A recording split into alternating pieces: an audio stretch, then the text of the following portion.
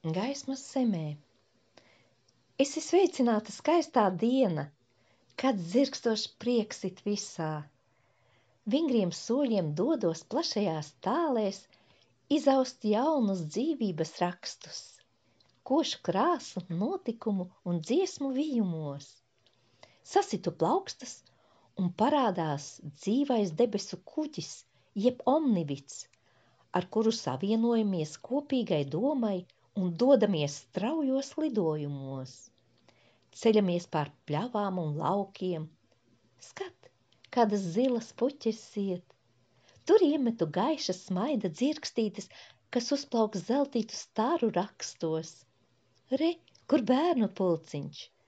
Sapinu varavīksnes bizi, pa kuru nolaižu brīnumu otas sniegpārsliņu deju zīmēšanai.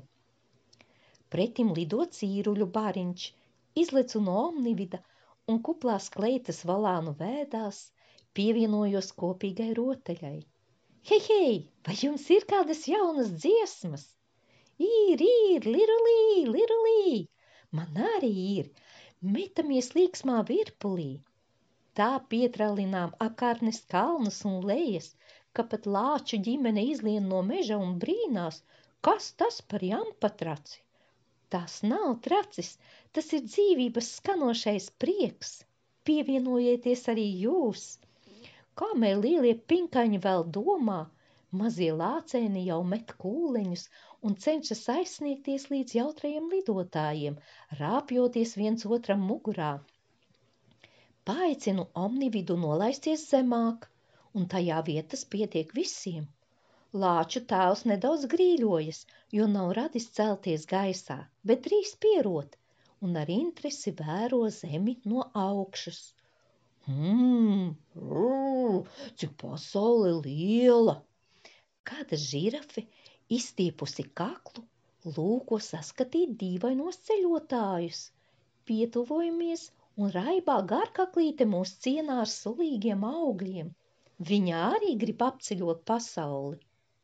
Tā, nu tālāk dodamies arī ar zinātkāro žirafi.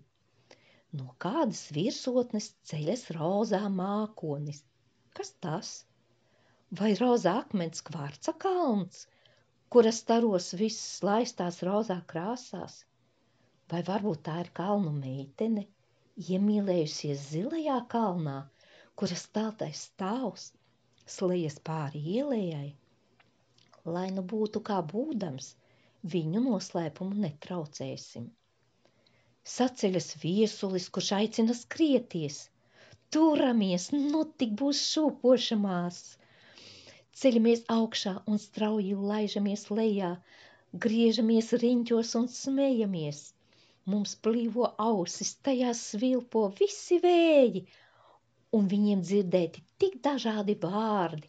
Ziemelis, sāmenis, sīvenis, ziemeļrītenis, pusrītenis, īdenis, austrenis, rītenis, austrums, austriņš, austris, mākars, zemenis, mazais rītenis, sauspūtis, sausenis, susenis, āzenis, āzens, vasaris, lēnītis, jedāls, jedels, tārpenis, launadzis, lencis, lēnits, saksenis, ūdensvējš, valdzenis, svīdenis, dzintarvējš, vakarenis, vežģeris, plūdenis, lodis, sāmenis, plūmenis. Kuri pareizie vārdi? Kas to lai zina? Pats svarīgākais slēpjas viņu nodomā un darbos. Katram jābūt savā vietā un īstajā brīdī, kad karsti, vējam jāatvēsina, kad vēsi jāsasildina, kad skumji jāsamīļo. Kad nāk miedziņš, jā. Un tā ar ikvienu, gan dzīvnieku, gan cilvēku. Tikai patiesā draudzībā savu vārdu godam nesam. Nu vēji pierimst un dodamies tālāk. Kurš vēlas nolaisties pie dzidrās jūras? Vai tur varēsim arī peldēties? Ja sarunāsim ar jūru un paši būsim tik skaidri un tīri, tad visu varēsim. Tomēr mazuļiem tas jādara vecāku klātbūtnē. Kāda noslēpumaina burvība paveras. Dzelteni smilšu graudiņi silda pēdas, un izturīgie augi laimiņi priekā masē papēžu rieviņas. Apstājos un ieklausos. Ūdens skan. Viens vilnis otram stāsta redzēto, dzirdēto, sajusto. Un pēkšņi viss pierimis apstājies. Es esmu ūdens. Ikviena pilīte ir daļiņa no manis, jo arī manī rit ūdens. Ūdens zina visu, un arī es zinu it visu, kas bijis, ir un būs. Es esmu viss. Es esmu plūstošs miers, prieks, laime, attīstība, sākotne un nākotne. Esi sveicināta cēlā plašā jūra. Atbildēja pretim pastiepjas baltas putu rokas, vītas liegām viļņu sprogām. Lāču tēvs dodas pa priekšu, viņam nopakaļus čāpo saimes mamma ar rātniem lācēniem.